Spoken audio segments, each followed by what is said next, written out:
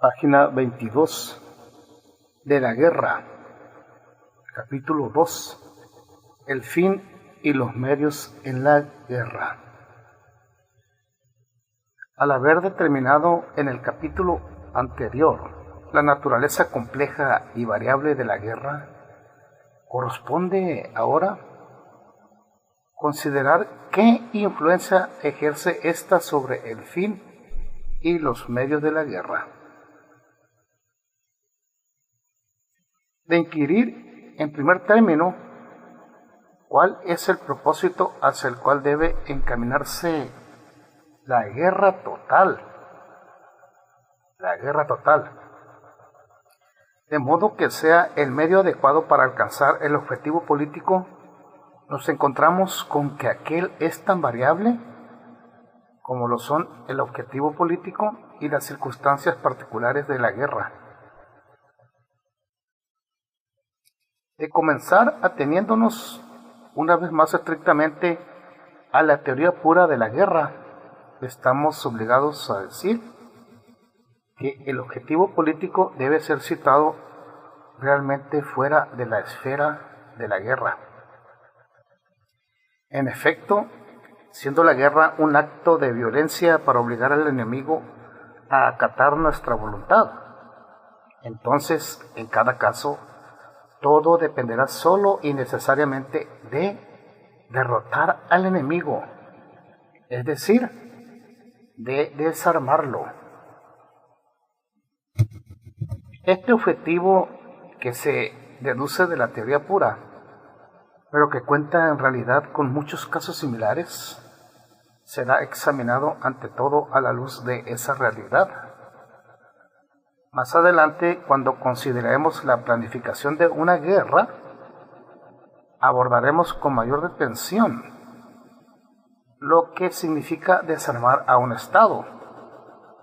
Pero ahora tenemos que diferenciar en principio tres cosas que, como tres objetos generales, incluyen todo lo demás. Son las fuerzas militares, el territorio y la voluntad del enemigo. Las fuerzas militares tienen que ser destruidas, es decir, deben ser situadas en un estado tal que no puedan continuar la lucha.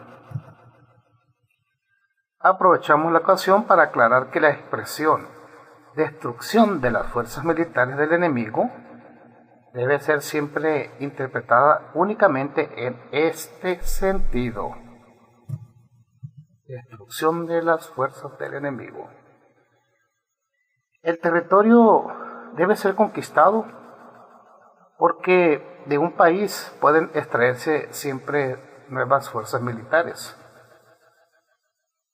Pero a pesar de que se hayan producido estas dos cosas, la guerra, es decir, la tensión hostil y el efecto de las fuerzas hostiles, no puede considerarse como finalizada hasta que la voluntad del enemigo no haya sido sometida.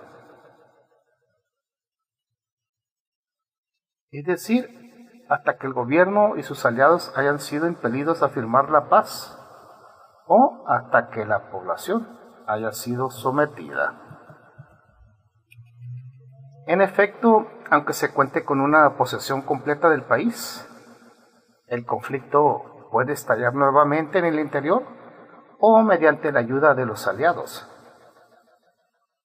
Sin duda, esto puede suceder también después de firmada la paz, pero ello demostrará tan solo que no todas las guerras admiten una decisión y una componenda completas.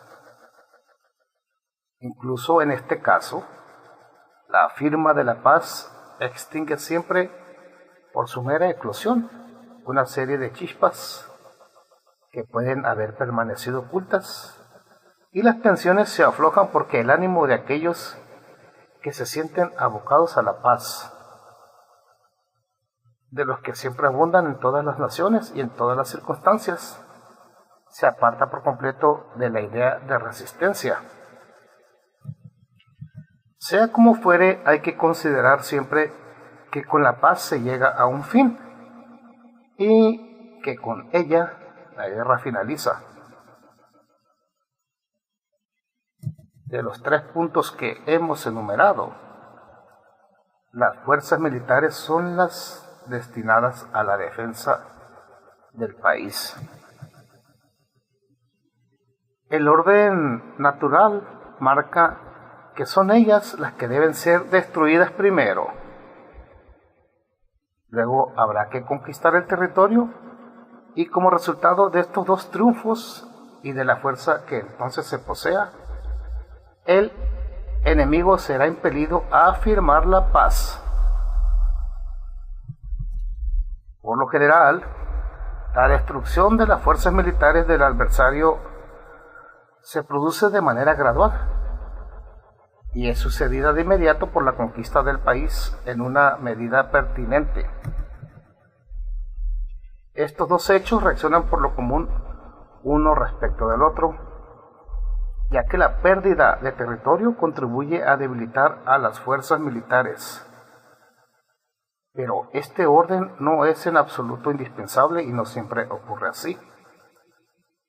Las fuerzas enemigas, incluso antes de haber sido debilitadas de modo notable, pueden retroceder al extremo opuesto del país o bien penetrar en territorio extranjero. Cuando esto ocurre, por tanto, una gran parte o incluso todo el país puede ser conquistado.